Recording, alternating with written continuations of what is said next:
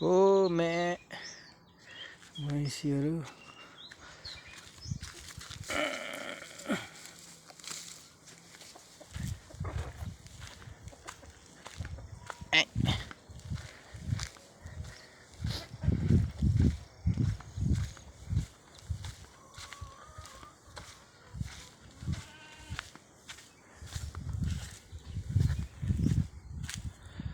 पुरानो घर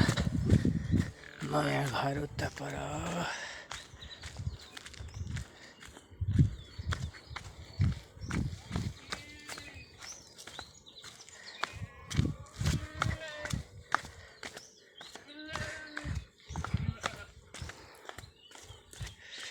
लुगा धुन्देको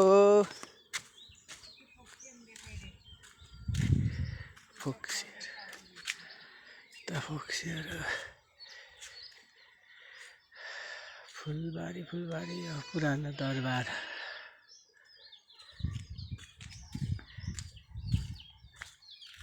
फोक्सीहरू मेरो आमा घाम ताप्नु भएको बोल्नु न ए साह्रो जाडो छ कि क्या हो यता त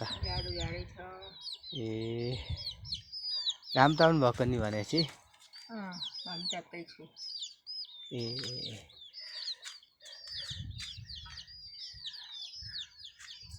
लगाउने भन्नु चाहिँ यसो फोटो त गरिराख्नु पर्यो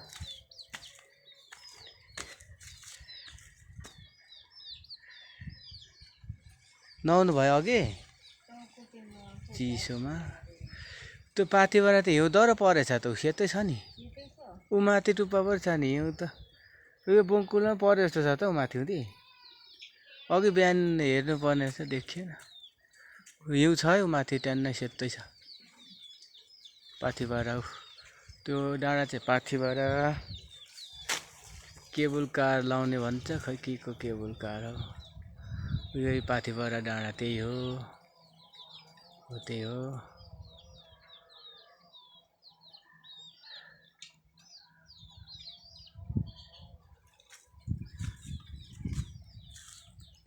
कता यो सुन्तलाको बोट फल्दै रहेछ नयाँ घर तेजकुमारको उता बन्दैछ लु अब कसले खाने यस्तो फलेर पुरा फलेर ट्याप्पै छ है।